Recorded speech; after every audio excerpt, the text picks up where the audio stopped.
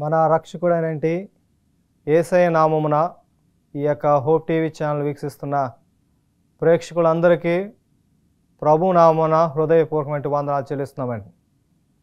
ఈ సమయమందు మన యొక్క ప్రాముఖ్యమైన అంశాన్ని మనం నేర్చుకొని పోతున్నాం. శ్రమకాలంలో ఉన్నంటి విశ్వాసులకు ఎలాంటి స్థితిలో వారు ఉండబోతున్నారు అనే అంశాన్ని మనం నేర్చుకొని పోతున్నాం.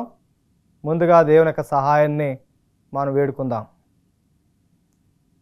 పరలోకమందున్న తండ్రి, నీ నామానికి వందనాలు.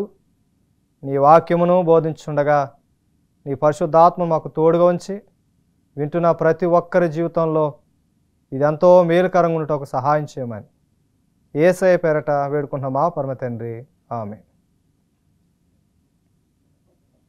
ఇదనము ప్రాముఖ్యమైన అంశము శ్రమకాలంలో ఉన్నంటి విశ్వాసులకు దేవుని యొక్క బిడ్డలకు ఉన్న స్థితి ఏంటి, ఎలాంటి స్థితిలో దేవుని యొక్క బిడ్డలు ఉండబోతున్నారు అంటే ఈ శ్రమకాలము వచ్చేటప్పటికి వారి స్థితి ఎలా ఉంటుంది. సపోజ్ ఒక వ్యక్తి శ్రమలో ఉన్నప్పుడు, ఆ స్థితిలో ఉన్నప్పుడు లోకం ఏమంటారు అన్న దాని గురించి మనం ఈరోజు నేర్చుకొని పోతున్నాం. పరిశుద్ధ లేఖన భాగంలో ఉన్న ఒక వాక్యాన్ని మనం చదువుకుందాం. సామెతల గ్రంథము 24వ అధ్యాయము 10వ వచనం. శ్రమ దినమున నీవు కృంగిన ఎడల నీవు చేతకాని వాడవగుదువు. శ్రమకాలంలో మీలో ఎవరైనా ఉన్నట్లయితే లోకానికి మనము చేతగాని వారమవుతాం. చేతగాని వారం అంటే ఎందుకు పనికిరాని వారం. శ్రమలు అనుభవించేవాడు ఎప్పుడు చేతగాని వాడే.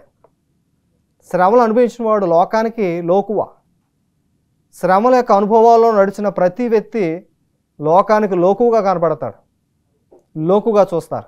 గమనించండి ప్రియ బిడ్డలారా, మీలో ఎవరైనా సరే శ్రమలో అనిపించినప్పుడు మిమ్మల్ని ఎంతో లోకుగా చూస్తారు, ఇష్టంగా చూడరు, ప్రేమించరు, దాన్ని అడ్వాంటేజ్గా తీసుకుంటారు. మనం శ్రమలో ఉన్నప్పుడు కూడా సాతానుడికి గొప్ప అడ్వాంటేజ్, సాతానుడికి గొప్ప అవకాశం. శ్రమల్లో వెళ్తున్న వారి యొక్క బలహీనతలో సాతానుడికి ఆయుధం. మన బలహీనత మన పక్కవారికి ఆయుధమై ఉంటుంది. అందుకే శ్రమలో అనిపించే వారి స్థితి ఈ రకంగా ఉంటుంది. వారి స్థితి, వారి యొక్క కండిషన్ ఎలా ఉంటుందంటే, వారు జీవిస్తున్నప్పుడు వారు జీవించే విధానం బట్టి, వారికి ఉన్న బలహీనతలను బట్టి లోకానికి వారెంతో లోకుగా కనపడుతుంటారు. ఈ లోకుగా కనపడుతున్నప్పుడు మనం ఎంతో కృంగిపోతుంటాం. మానసికంగా కృంగిపోయి లోకానికి తలెత్తుకోలేనటి స్థితిగతుల్లో మనం ఉన్నప్పుడు సాతానుడికే కాదు, మన పక్కలున్న ప్రతి ఒక్కడికి లోకుగానే కనపడతాం. అందుకే వాక్యం సెలవిస్తున్న ప్రియదేని బిడ్డలారా, పరిశుద్ధ లేఖన భాగంలో నువ్వు శ్రమలో అనే స్థితిలో ఉన్నప్పుడు నీ పరిస్థితి ఏంటి, నువ్వు ఎలాంటి పరిస్థితిలో ఉన్నావు, ఆ పరిస్థితుల నుండి నువ్వు బయటకు రావాలంటే దేవుని యొక్క వాక్యం విధంగా సెలవిస్తుంది. ఏమనుందంటే కీర్తనల గ్రంథము 119వ అధ్యాయము 92వ వచనం. నీ ధర్మశాస్త్రము నాకు సంతోషమియ్యను, నా శ్రమయందు నేను నశించి ఉందును. నీ ధర్మశాస్త్రం నాకు సంతోషం ఏమదని ఎప్పుడైతే నేను అనుకుంటానో నా శ్రమయందు నేను నశించదును. అంటే నీ ధర్మశాస్త్రం మాకు సంతోషిస్తుందని ఎప్పుడైతే నేను అనుకుంటానో అప్పుడు నాకు శ్రమలోని విడుదల ఉంది. ఈ ధర్మశాస్త్రం అనేది నాకు ఎప్పుడైతే కష్టంగా అనిపించిందో శ్రమలు కూడా నాకు యేసయ్య కూడా కాపాడు, యెహోవా దేవుడు కూడా కాపాడు. ఈ రకమైన మనుషులు మనం చూస్తాం. ధర్మశాస్త్రం యందు ఆనందించేవాడు, దివారాత్రులు ఆనందించేవాడు సంతోషిస్తాడు. కీర్తన గ్రంథం 1వ అధ్యాయం 1వ వచనంలో దివారాత్రులు ధర్మశాస్త్రమందు ఆనందించేవాడు సంతోషంగా ఉంటాడు. దివారాత్రులు దాన్ని ధ్యానించేవాడు సంతోషంగా ఉంటాడు. ఈ ధర్మశాస్త్రమే నాకు ఆటంకం అనుకున్న వాడికి, వాడు ఎంతకాలం జీవించినా సరే వాడికి శోధనలు తప్ప ఇంకేమి ఉండవు. ఈ రకమైన మనుషులు ఉంటారు. ధర్మశాస్త్రం అంగీకరించిన వారు ఉంటారు కొంతమంది. ధర్మశాస్త్రం ప్రకారం నడుచుకునేవారు, నడుచుకోలేని వారు ఉన్నారు. నడుచుకోలేని వారికి పరిస్థితి ఎప్పుడు విచారమే. ఇంకో రకమైన మనిషి ఉన్నారు, శ్రమల యందు ఉన్నవారు, శ్రమల కాలం ఉన్న స్థితిలో ఉన్నవారికి ఇంకొక వాక్యం ఏంటంటే కీర్తన గ్రంథము 119 అధ్యాయము 143 వచనం. శ్రమయు వేదనయు నన్ను పట్టి ఉన్నవి, అయినను నీ ఆజ్ఞలు నాకు సంతోషము కలుగజేయుచున్నవి. ఇక్కడ ప్రాముఖ్యమైన వాక్యాన్ని మనం చూసినట్లయితే శ్రమయు వేదనయు నాకు కలుగుచున్నవి. నీ ధర్మశాస్త్రము చదువుతున్నప్పుడు నాకు ఆనందం కలుగుచున్నది. ముందు చదివిన వాక్యంలో మనం గమనించినట్లయితే ధర్మశాస్త్రం చదవలేక ఇబ్బంది పడుతున్న నా జీవితము వేదనగా ఉంది. శ్రమయు వేదన నా మీద పడినప్పుడు నేను వాక్యం చదివినప్పుడు, దివారాత్రులను వాక్యం చదివినప్పుడు అది నాకు ఆనందం కలిగిస్తుంది. అంటే శ్రమకాలము అనే స్థితిలో ఉన్నప్పుడు, శ్రమల చేత నలిగిపోతున్న స్థితిలో ఉన్న విశ్వాసికి ఏది నిరీక్షణ కలిగిస్తుందంటే ఆయన యొక్క ధర్మశాస్త్రము లేకపోతే ఆయన యొక్క పరిశుద్ధ గ్రంథము చదివితే వారు ఆనందంగా ఉంటారంటే. శ్రమకాలం అనే స్థితిలో ఉన్న వారికి పరిశుద్ధ గ్రంథమే మాదిరి. ఈ మాదిరికరమైన జీవితాన్ని మనం కలిగి ఉండాలంటే దివారాత్రులు ఆయన పరిశుద్ధ లేఖన భాగాలను మనం చదవాలి. దివారాత్రులు ఆయన పరిశుద్ధ లేఖన భాగాలు చదివితే అది మనల్ని సంతోషం కలిగిస్తాయి. అందుకే వాక్యం సెలవిస్తుంది. పరిశుద్ధ లేఖన భాగంలో ఒక వాక్యం ఈ విధంగా సెలవిస్తుంది. ప్రియదేవుని బిడ్డలారా, మొదటి రాజుల గ్రంథము 21వ అధ్యాయము 10వ వచనంలో ఈ మాట రాయబడి ఉంది. ఇక్కడ నాబోత్ అనే ఒక ద్రాక్ష తోటను వేసుకున్న వ్యక్తిని కూడా మనం చూడగలం. ఇది ఒక కథ. ఈ నాబోత్ అనే ఆయన ఒక ద్రాక్ష తోటను వేసుకున్నాడు. ఇతని కాలంలో ఒక రాజు ఉన్నాడు, అహాబు అనే రాజు. అహాబుకి ఒక భార్య ఉంది, యెజబేలు. ఈ యెజబేలు అన్య స్త్రీ. ఈ అహాబు ఈ నాబోతు యొక్క ద్రాక్ష తోటను చూసి ఆ ద్రాక్ష తోట కావాలని అనుకున్నాడు. గమనించండి, ఈ అహాబుకున్న దుష్ట ఆలోచన ఏంటంటే నాబోతు యొక్క ద్రాక్ష తోటను కావాలని కోరుకున్నాడు. నాబోతు ద్రాక్ష తోట సమృద్ధిగా ఉంది, చక్కగా మరి చక్కని పంట పండుతుంది, ద్రాక్ష పంట. అది ఎలాగైనా సరే దక్కించుకోవాలని ఆశపడ్డాడు. ఓ రోజు పిలిచాడు అహాబు రాజు నాబోతుని. అన్నాడు, నీ యొక్క ద్రాక్ష తోట నా రాజ్యానికి ఆనుకుని ఉంది కాబట్టి అది నాకు కావాలి. ఎలాగైనా సరే నీవు నాకు అది ఇవ్వాలి. నీకు నేను ఆ యొక్క ధనం ఇస్తాను, లేదంటే ఎక్స్ట్రా కూడా నీకు చెల్లిస్తాను. దానికి బదులుగా ఇంకో స్థలం ఇస్తాను. కాబట్టి అది నాకు నువ్వు ఇవ్వాలని అన్నాడు. ఈ నాబోతు అన్నాడు, మా పితరుల యొక్క స్వాస్యము, మేము దాన్ని ఎంత మాత్రం నీకు ఇవ్వలేను అనేటప్పటికి రాజుకి ఎంతో మొహం ముడుచుకుని వాడే కోపంతో ఇంటికి వెళ్ళాడు. తన భార్య అందు, నువ్వు రాజు కదా, నువ్వేమైనా చేయగలవు, నువ్వు అడ్డం తిరిగిపో, అడ్డంగా అతని మీద నేరం వేసాయి అని భార్య చెప్పింది. భార్య చెప్పినట్టుగా వెళ్ళాడు. ఇద్దరు పనికిమాలను ఏర్పాటు చేసుకున్నాడు. ఇద్దరు పనికిమాల చేతుల మీదుగా అబద్ధ సాక్ష్యాన్ని పలికించాడు. అబద్ధ సాక్ష్యం పలికించి అన్యాయంగా నాబోతుని రాళ్ళతో కూడా చంపేశారు. ఇప్పుడు గమనించండి ప్రియదేవుని బిడ్డలారా, ఈ నాబోతు అన్యాయంగా రాళ్ళతో కొట్టి చంపేగా అన్యాయంగా ఉన్నాడు. ఎవరు లేరు అతని పక్షాన. అతని స్థితి ఎలా ఉందంటే ఏమీ చేయలేని పరిస్థితి. నాబోతు ఏమీ చేయలేని పరిస్థితుల్లో అతని మీద అబద్ధ సాక్ష్యం పలకడానికి ఇద్దరు పనికిమాలోళ్ళు లేచి వచ్చారు. ఇద్దరు పనికిమాలోళ్ళని అహాబు రాజు ఏర్పాటు చేసుకున్నాడు. వారి ద్వారా అబద్ధ సాక్ష్యం పలికించాడు. ప్రజలందరూ సమక్షంలో అతన్ని రాళ్ళతో కొట్టి చంపేశారు. రాళ్ళతో కొట్టి చంపేసినప్పుడు అతడు ఏమీ చేయలేని పరిస్థితులు ఉన్నాడు. గమనించిన ప్రియదేవుని బిడ్డలారా, చాలామంది విశ్వాసులు, దేవుని యొక్క బిడ్డలు, యథార్థంగా జీవిస్తున్నటువంటి వారికి ఇలాంటివి అన్యాయంగా వస్తున్నప్పుడు ఏం చేయలేని పరిస్థితి. కొన్నిసార్లు అన్యాయానికి కూడా, దౌర్జన్యానికి కూడా మనము లొంగిపోవాల్సిందే, లొంగిపోయి వాటికి లోబడాల్సిందే. అలా లోబడితేనే మనకి నిజమైన ఆశీర్వాదాలు ఉన్నాయి. దుర్మార్గులు మన మీద పడిపోతున్నారు, మనం ఏం చేయలేం, దేవునికి అప్పచెప్పేటువంటి. ఇక్కడ నాబోతు కూడా సమస్త భారాన్ని దేవుని మీద పెట్టాడు.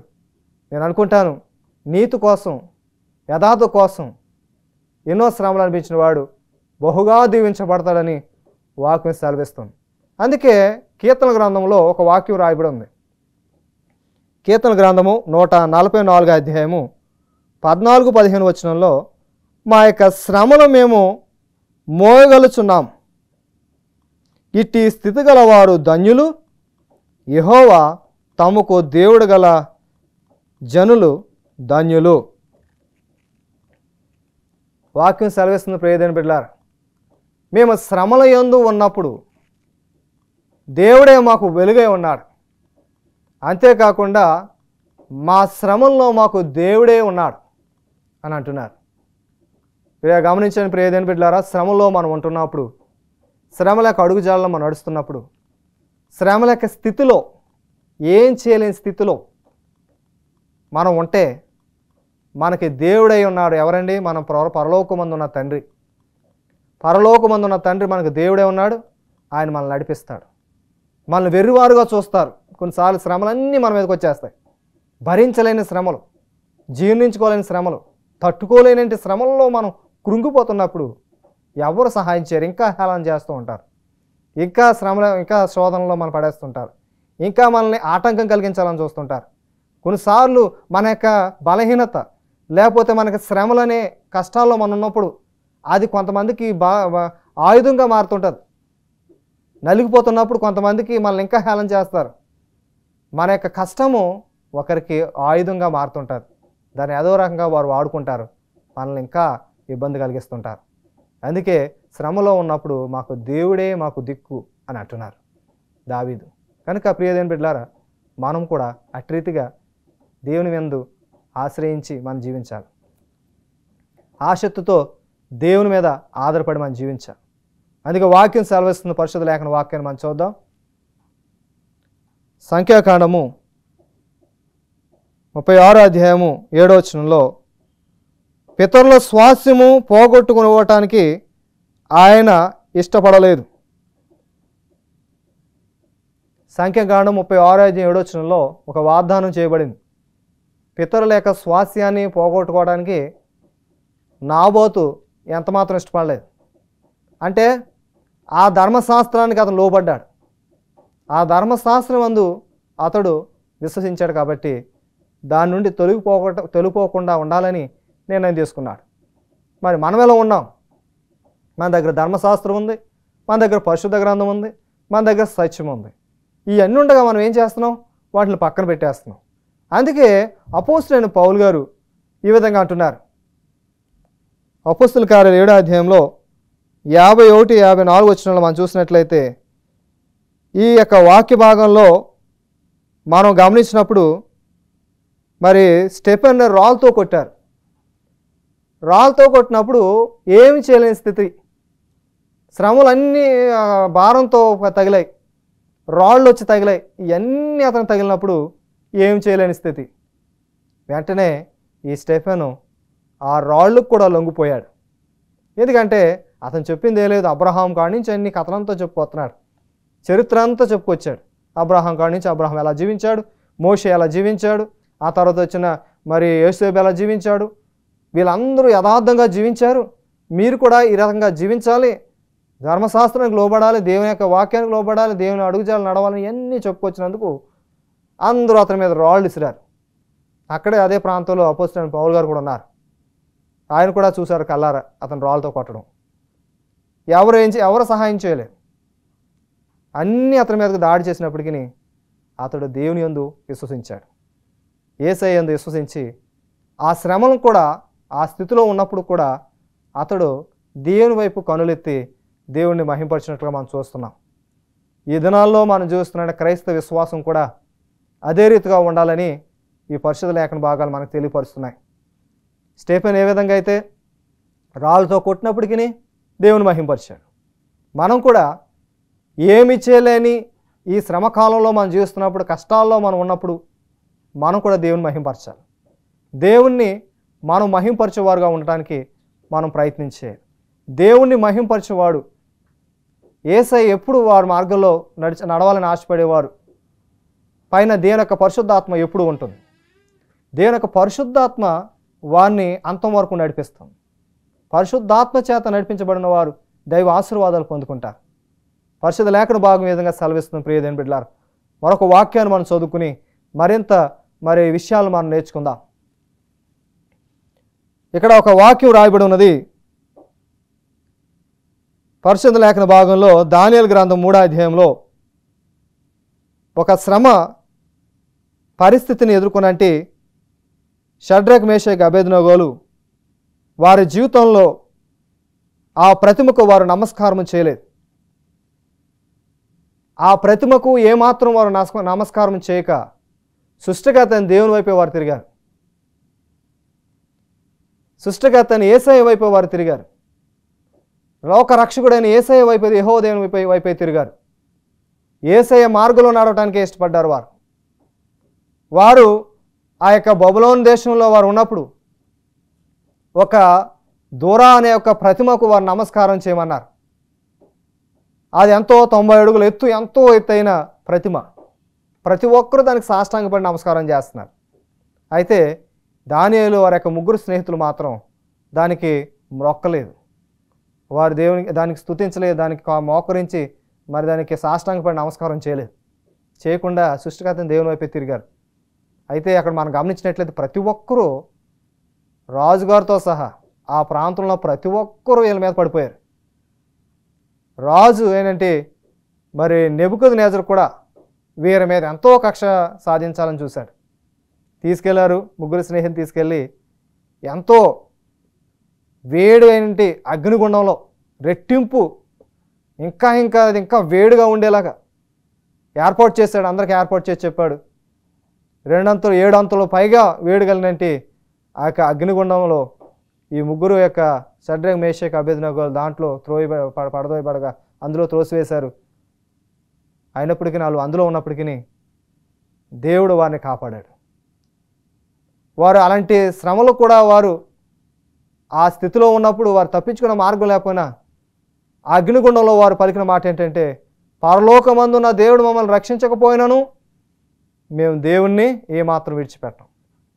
ఒకవేళ ఆయన రక్షించకపోయినా మేము ఈ శ్రమలు అనిపించడానికి సిద్ధంగా ఉన్నామన్నారు.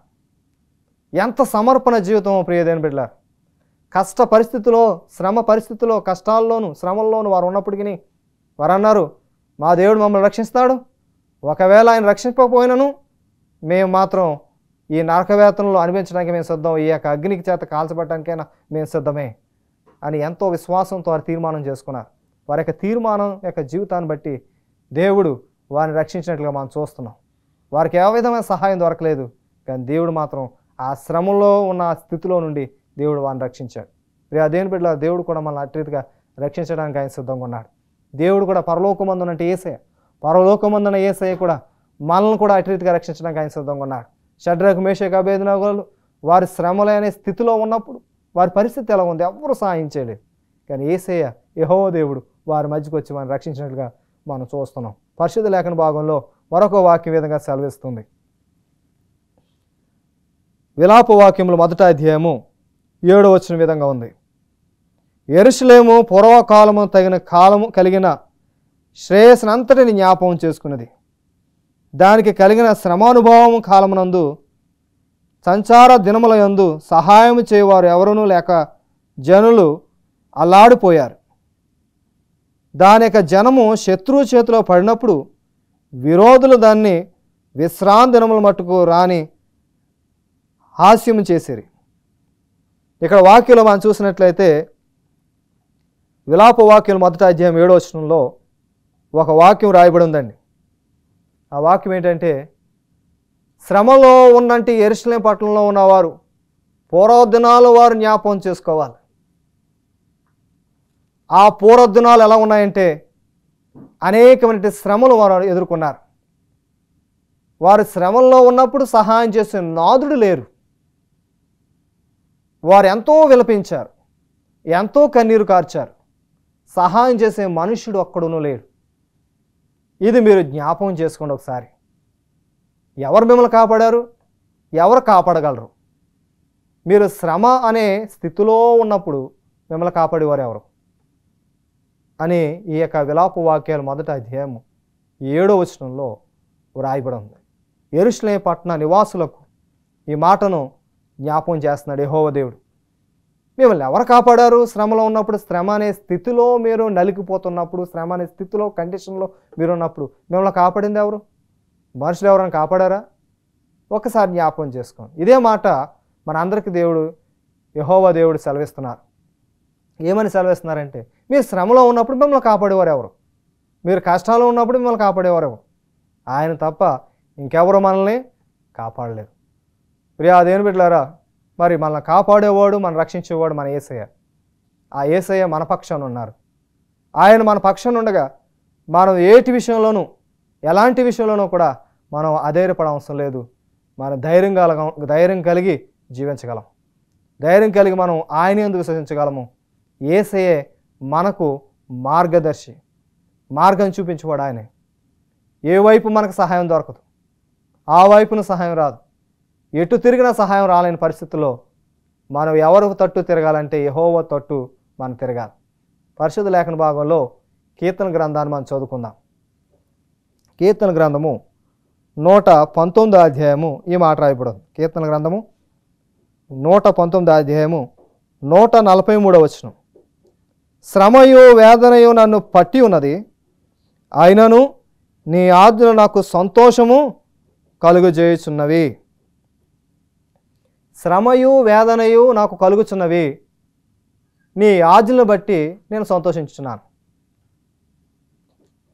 శ్రమలు, కష్టాలు నన్ను పట్టుకున్నాయి, అయినప్పటికీ నీ ఆజ్ఞలు నన్ను సంతోషం కలిగిస్తున్నాయి. ఎవరి యొక్క ఆజ్ఞలు? దేవుని యొక్క ఆజ్ఞలు నన్ను సంతోషం కలిగిస్తున్నాయి. ఈ పట్టు నన్ను పీడించేస్తున్నాయి, పీడించేసి నన్ను విడిచిపెడతలేదు, పీడించేసి నన్ను హింస పెడుతున్నాయి. అయినప్పటికీ ఆయన యొక్క ఆజ్ఞలు బట్టి నేను సంతోషంగా, ఆనందంగా ఉన్నాను. ఇలా ఆనందంగా, సంతోషంగా చనిపోయిన వ్యక్తి ఎవరైనా ఉన్నారంటే ఆ కొత్త నిబంధన గ్రంథంలో స్టెఫెను మాత్రం సంతోషంగా, ఆనందంగా చనిపోయాడు. ఆనందంతో చనిపోయాడు. ఎవరిని బట్టి అంటే దేవుని యొక్క ఆజ్ఞలు బట్టి. దేవుని యొక్క ఆజ్ఞలు బట్టి మరణించడానికైనా సిద్ధపడిన వ్యక్తులు ఉన్నారు బైబిల్లో. దేవుని యొక్క ఆజ్ఞలు ఉన్న గొప్పతనాన్ని బట్టి కష్టాల్లో కూడా దేవునికి వారి జీవితాలను సమర్పించుకునే వారే ఉన్నారు.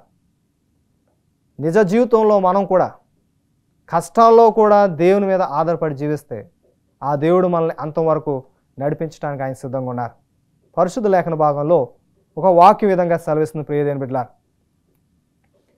విలాప వాక్యములు 1వ అధ్యాయము 12వ వచనంలో, యెహోవా తన ప్రచండ కోపదినము నాకు కలుగజేసిన శ్రమ వంటి శ్రమ మరి ఎవరికైనాను కలిగినదో లేదో మీరు నిదానించి చూడుడి.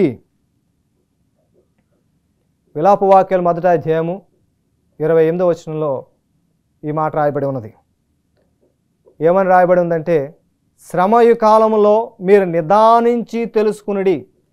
అది మీ మీద పడుతుందా, పక్కవారి మీద పడుతుందో మీరు నిదానించి తెలుసుకోమని విలాపవాక్యములు 1వ అధ్యాయం 12వ వచనంలో కూడా రాయబడి ఉంది. ఈ మాటలు మనం వింటున్నప్పుడు మీరు నిదానించి తెలుసుకోమంటున్నాడు, పరిశీలన చేసి తెలుసుకోమంటున్నాడు. శ్రమల యందు మనం నిలబడినప్పుడు, శ్రమలో మనం ఉన్నప్పుడు మనం నిదానించి దాన్ని తెలుసుకోవాలంటే, నిదానించి దాన్ని తెలుసుకునే వారుగా ఉండాలి. అటు రీతిగా ఉండటకు దేవుని యొక్క పరిశుద్ధాత్మ సహాయము మనకు తోడుగా ఉండి మనల్ని నడిపించును గాక. ఆమేన్. ప్రార్థన చేసుకుందాం. పరమందు ఆసీనుడైన మా పరలోకపు తండ్రి, నీ నామానికి వందనాలు. ప్రభువా, మీ వాక్యాలు సెలవిచ్చినట్లుగా నాయన మేము కూడా శ్రమలు అనే స్థితిలో ఉన్నప్పుడు వాటిని నిదానించి తెలుసుకోటకు నీ పరిశుద్ధాత్మ సహాయము మాకు తోడుగా ఉంచి, ఈ యొక్క అనేక మంది బిడ్డలు ఈ శ్రమ అనే వేదనలో ఉన్నప్పుడు దాన్ని వారు పరిశీలన చేసుకుని నీ మార్గం వైపు వారు తిరిగే వారు ఉంటకు సహాయం చేయమని యేసయ్య పేరట వేడుకున్న మా పరమ తండ్రి. ఆమేన్.